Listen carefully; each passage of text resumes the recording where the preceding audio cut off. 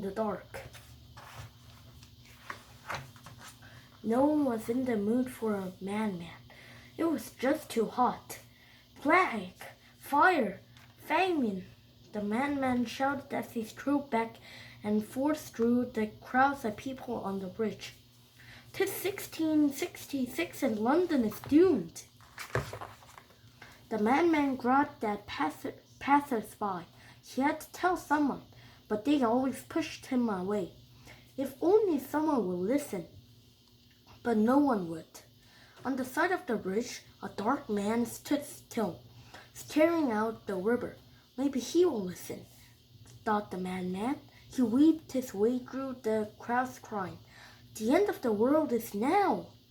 Even when the man-man stopped next to him, the dark man didn't move. He continued to stare out from the bridge. What was he looking at? The man-man squinted in the bright sunshine. Some way down the river were two tall ships. Their proud masts shimmered in the hazy heat. They were Royal Navy warships. The dark man seems to be studying them closely. On the decks of both ships, sailor was busy preparing to go to sea. The man tugged the man's sleeve. "You see, last year it was the plague.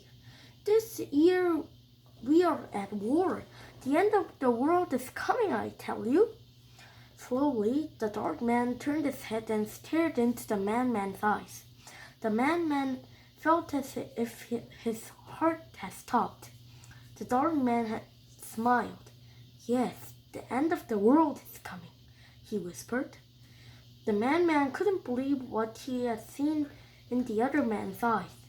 The darkness so terrifying that it sent the male man tumbling away. A violent darkness. The Viren hadn't wanted to reveal himself to anyone. He wasn't ready for that yet. But then, what did it matter?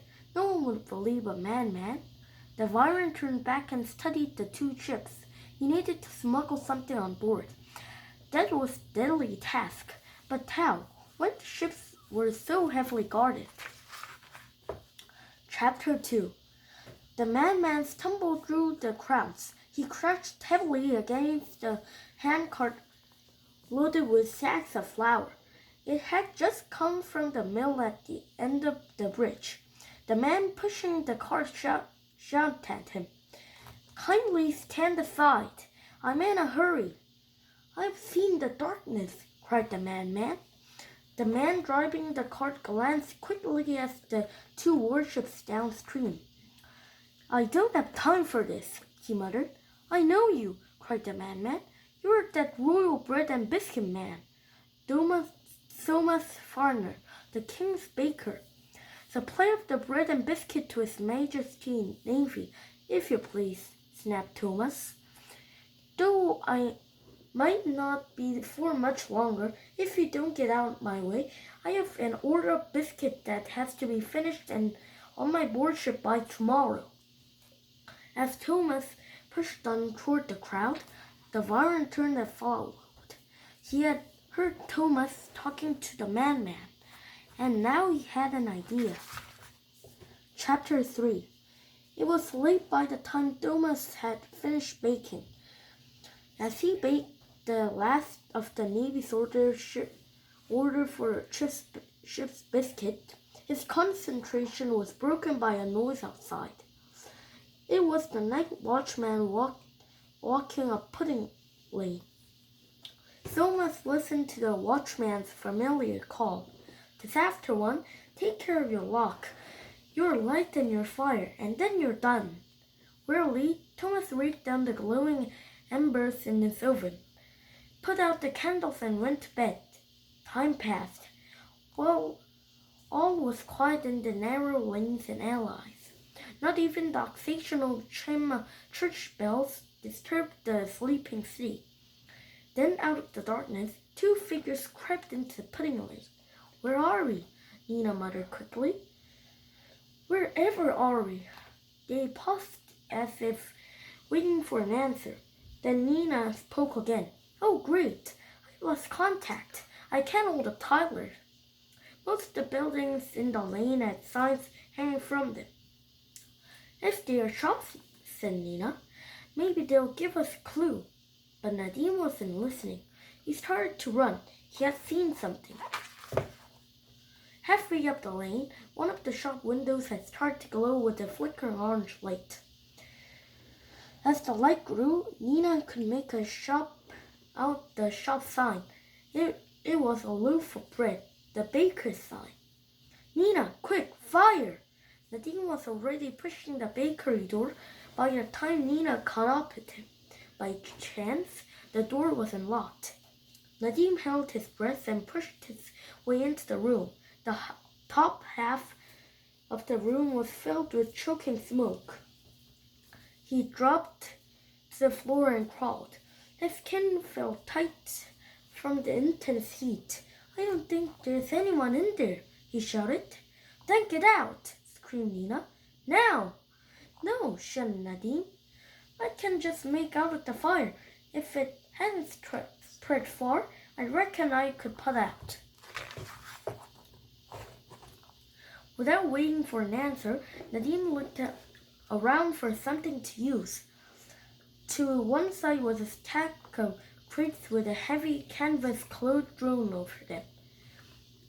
Written by the crates were the words, H.M. Royal Navy Chips Biscuit. With all his strength, Nadim hauled the canvas across the room. He swung it up over the fire. The cloth smothered the flames in an instant. With the fire out, he staggered down into the lane, coughing. You're an idiot, snapped Nina. You could have been... Suddenly, the link in her pocket started to whir. It was Tyler. Part of the download had got through. Download from Tyler. I repeat, danger. September 2nd, 1666, the night the Great Fire of London started. Keep clear of the area known as the City. You must not change history by getting involved with the fire. Nadim gasped. You don't think we... Nina looked up from the link. I do, she nodded. I think we may have just put out the Great Fire of London before it even gets started. Nadim started panic. What do we do now? I mean, we changed history, which means everything changes from the points onwards. What do we do? Moments later, another broken message arrived from Tyler. Download from Tyler. Going on, the time map has gone crazy. It's hard to describe. Everything's blurred. It's as if the time web is trying to change its shape. We got no choice, said Nina. We are going to have to restart the fire. But we can't do that, gulped Nadim. People could get hurt, or worse. But who knows what terrible things might happen if the history's changed forever, said Nina. We have to put history back on course. Nina turned and went to the bakery. We don't need violence, muttered Nadim. We're doing a pretty good job messing up history on our own. Chapter 4. Something isn't right, said Nina. She was standing in the doorway of the bakery. You can say that again, mumbled Nadim. No, seriously, whispered Nina. Can't you feel it? Feel what? asked Nadim. There's just been a fire, right? Said Nina. And outside it's a warm night. She paused. So why is it freezing in here? Fires, gasped Nadim. Maybe they started the Great Fire of London. So what do we do now? Asked Nina. Should we restart the fire or not? No, that won't be necessary, came a voice from the shadows. You just made my task that much easier. I could only have had to put it out myself. A candle was lit. At the far end of the bakery stood a Byron. Instantly, Nina and Nadim went for their zap traps. Fools, sneered the Byron. You can use those time runner toys in here. Don't you know that? I'm too close. You'd be hit by those zap as well. He started into their eyes. So, more luck is pinning in your hopes on you, is he? You pathetic. Nadim and Nina's legs were locked solid. They felt dizzy with fear. How did this Viren know so much? You have been lucky so far, continued the Viren, as he fixed them with his terrible gaze. My congratulations, but you have interfered with our work too much. He lit another candle. I think you'll find things are not going to so easy from now on. The Viren's eyes held both of them. Not only could Nina not move, she was even finding it hard to think. She felt as if the Viren looking right inside her head. It was as if he was undoing her memory. Nina decided she had to take the control of her mind before the Viren did. She had to think of something, and quickly. All she could think was a stupid old nursery rhyme. London's burning, fetch the engine, fire, fire, she chanted over and over in her head.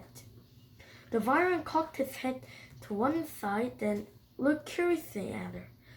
It was as if he could hear her thoughts. He began to laugh. No, I'm not here to burn London down. My task is much more interesting than that. He pulled forward an enormous sack. This, he said, is why I'm here. Nina thought she might be seeing things. The sack was moving on its own. Something inside her wrist and wriggled. Was her mind playing tricks on her? The Viren opened the sack. This is the answer, he hissed. Pulled out the fistful of squirming legs, tails, black fur, teeth and claws. Rats, he laughed. Black rats.